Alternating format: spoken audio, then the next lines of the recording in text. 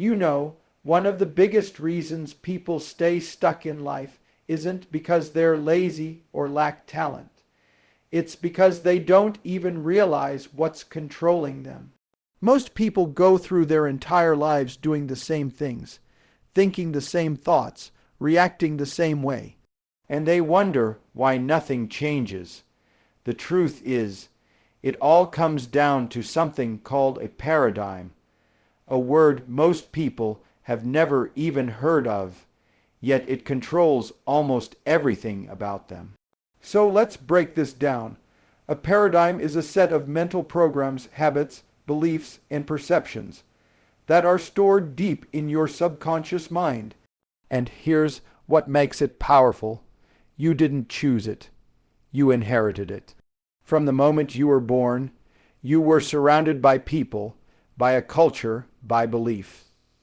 And over time, those beliefs became yours. The way you think about money, your confidence, your beliefs about success, even how you handle failure, it all got programmed into you. And now that program is running the show. This is why people with goals often don't achieve them.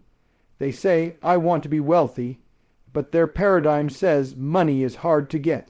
They say, I want to be confident, but their paradigm says you're not enough. So what happens? They sabotage themselves. Not consciously, but because their paradigm is in conflict with their desire. The subconscious always wins. That's why you can read all the books, attend all the seminars, even get hyped up with motivation. But if you don't change the paradigm, the results won't change. And here's something wild. Your paradigm doesn't just affect your thoughts. It affects how you feel, how you act, and ultimately, what you attract. If your paradigm is rooted in fear, lack, or self-doubt, you will unconsciously make decisions that keep you small. And then you'll look at your life and think, why does this keep happening to me? But it's not life, it's the paradigm. You might think you're making choices, but if you look closely, you'll see patterns. You keep dating the same kind of person, facing the same financial stress, making the same excuses.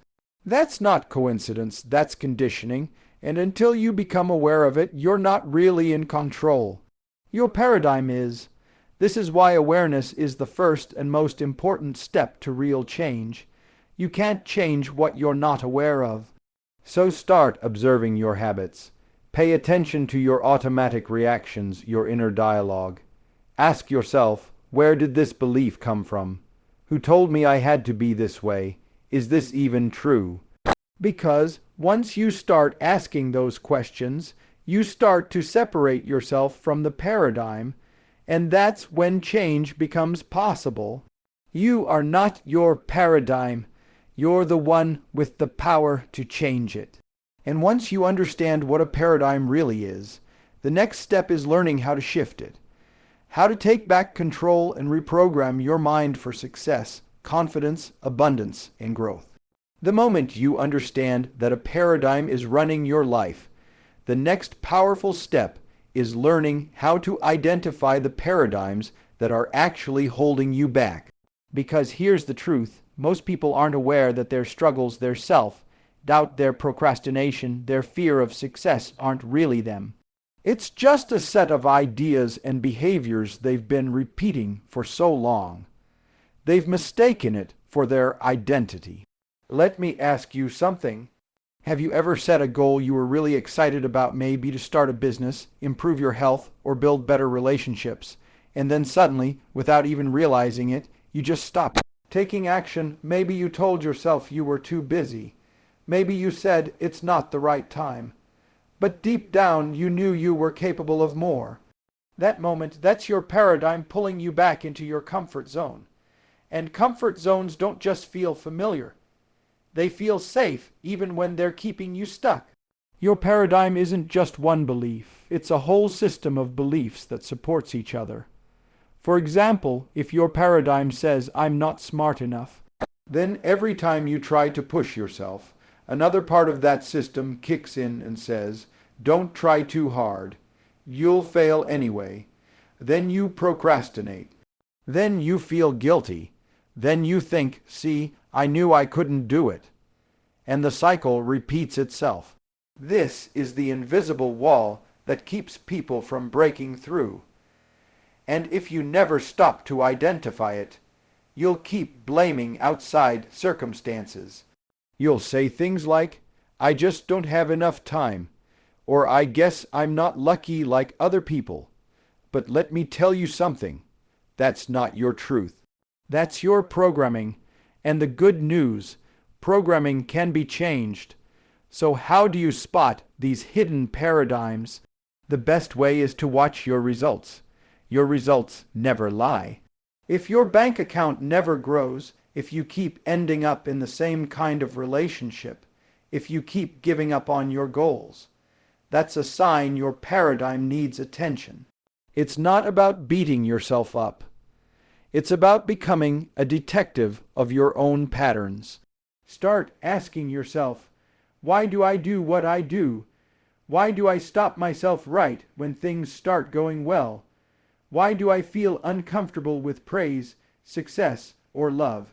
When you start peeling back the layers, you begin to see how much of your life has been governed by ideas you never chose. Maybe your parents taught you that money is evil, or you were told as a child to stay quiet and not stand out. Those ideas became part of your paradigm. But just because they were planted in you doesn't mean you have to keep watering them. Here's something powerful. Most paradigms are rooted in fear. Fear of failure, fear of judgment, fear of not being good enough. But the moment you recognize those fears aren't yours, they were given to you, you can choose to let them go. You can say, that's not my belief anymore. And that decision alone starts the process of shifting the paradigm. Now, this doesn't happen overnight. You won't just snap your fingers and suddenly think differently. But awareness is like turning on the light in a dark room. You don't have to fight the darkness, you just have to flip the switch. The more you observe, the more light you bring in. And the more light you bring in, the more clearly you see the path forward. Because once you identify the limiting paradigms, you're ready for the next step, replacing them with new, empowering beliefs that support the person you're becoming. Now, once you've identified the paradigms that are holding you back, the next step is learning how to actually shift them. And that's where most people struggle, not because they don't want to change, but because they try to do it once or twice. And when it doesn't work instantly, they assume something's wrong with them. But here's the truth. Paradigms don't change through force. They change through repetition and emotion. That's the formula. Think about how your current paradigm was formed in the first place. It didn't happen overnight. It was created by hearing the same things, thinking the same thoughts, and feeling the same emotions, over and over again. Your subconscious mind doesn't change through logic. It changes through repetition combined with feeling. That's how ideas get impressed onto it. Let's take a simple example. If you were told as a child that you're shy, and every time you acted reserved, people reinforced it. Oh, he's just quiet. She doesn't like to speak up. You eventually accepted it, not just in your mind, but deep down in your emotional system. And now, even as an adult, you hesitate to speak up in meetings or social situations, not because you're incapable, but because your paradigm says, this isn't who we are. Now, if you want to change that, you can't just say, I'm confident, one time and expect a miracle. You have to tell yourself again and again, every single day, I am confident, I speak clearly, my voice matters. And you can't just say it like you're reading a grocery list. You've got to say it with emotion, with belief even if it feels fake at first. Because the emotion is what opens the door to your subconscious. It's what makes the new idea stick. That's why affirmations are so powerful when used correctly, But let me be clear, they're not magic words. They're mental training. Every time you repeat an affirmation, every time you visualize yourself already living that new belief, you're etching it deeper into your mind. You're reprogramming yourself with intention, but consistency is everything. You can't rewire years of conditioning with a few minutes of effort. You've got to make this part of your daily rhythm and visualization. Oh, that's a big one. When you take the time to see yourself already living your new reality, your mind doesn't know the difference between imagination and experience. If you consistently visualize yourself succeeding, walking with confidence, receiving abundance, your nervous system begins to accept it as familiar. And once it's familiar, your subconscious starts helping you create it. Now here's the part people often miss. You must bring emotion into this process. Not just robotic repetition, but feeling. That's the fuel. When you affirm something like, "I am worthy of success," don't just say it. Feel it in your body. Picture what it feels like to win, to be free, to live fully. That's when the magic happens. Your subconscious mind is emotional, not rational. It responds to what you feel most consistently, not just what you think occasionally. And if you've ever wondered why people listen to motivational speeches over and over again, why they keep returning to the same messages, it's because they're trying to reprogram their paradigm. Every word is helping to form a new mental pathway. Every repetition is a signal to the subconscious. This is who I am now. And eventually, when you've repeated the new idea enough times, with enough feeling, it starts to take root. You begin to act differently without trying. You start to think differently automatically. That's when you know your paradigm is shifting. That's when change becomes permanent.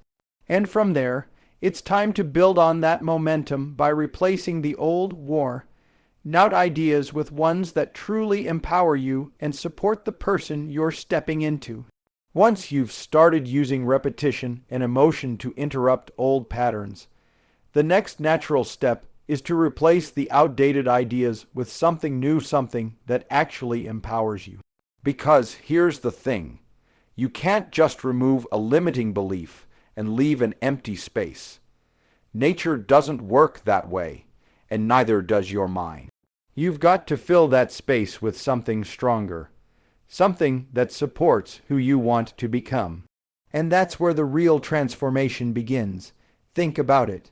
If your old paradigm said, "I'm not good enough," you've probably lived years reinforcing that thought, whether consciously or not. So now, you need to actively choose the opposite idea. Not just any random positive phrase, but a belief that truly speaks to the version of you that you want to step into. Maybe it's, "I am more than enough," or "I deserve success," or "everything I need is already within me." Whatever it is, it has to be personal and powerful. Now, once you choose the new belief, it's not enough to just say it once in a while. You need to write it out, speak it aloud, see it, feel it, make it part of your everyday environment. You're not just talking to yourself. You're training yourself. You're installing a new internal operating system. Every time you repeat a new belief, especially when you write it in the present tense, like "I am confident," "I am abundant," "I am focused and calm," you're telling your subconscious needs this is who I am now. Let me tell you why present tense language is so important. Your subconscious doesn't operate in the future. It only responds to the now. If you keep saying, "I will be successful," your subconscious says, "Okay, later." But if you say, "I am successful," it begins to organize your behavior, your attitude, and your emotions to match that statement now. That's when you start showing up differently. That's when you stop hesitating. That's when your results begin to change. And here's another piece people often miss. It's not just about saying positive things. It's about building a whole new self-image.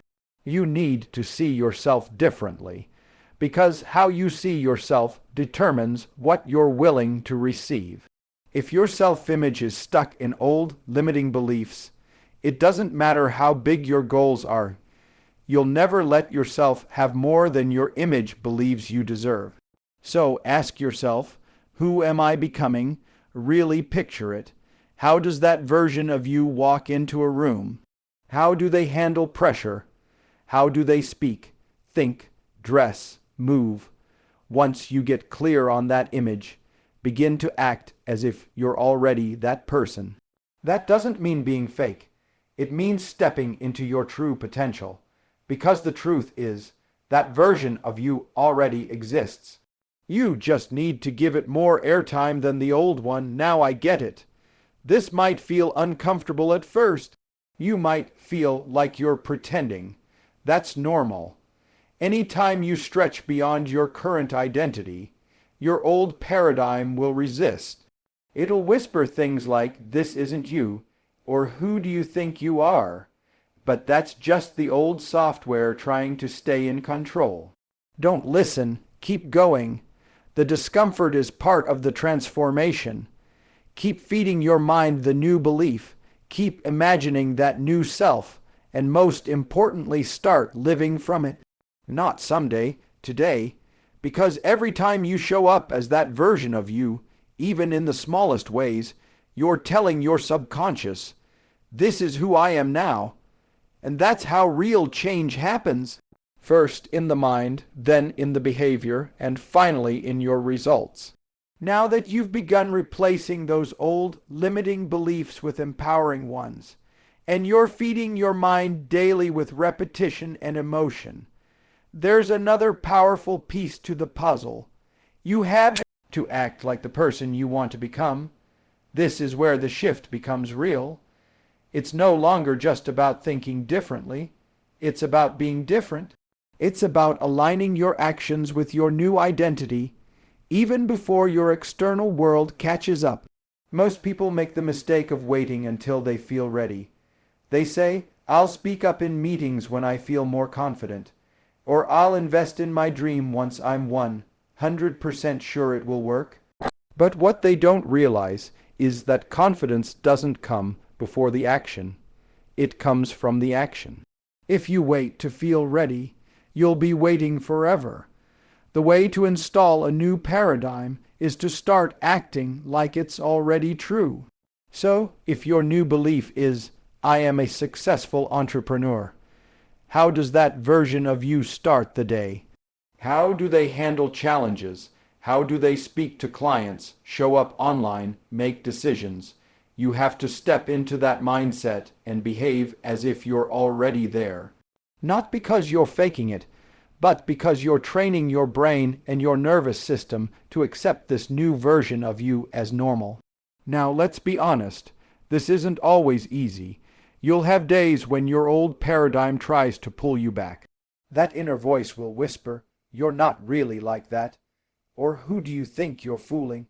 And this is where most people shrink back. But this is also the moment of power, the moment where you can choose your future. You can say, "No, this is who I am now," and keep going. You've got to walk in your new identity, even when your environment hasn't changed yet. And here's the powerful part. When your behavior shifts, your results will follow. Your outer world is always catching up to your inner world.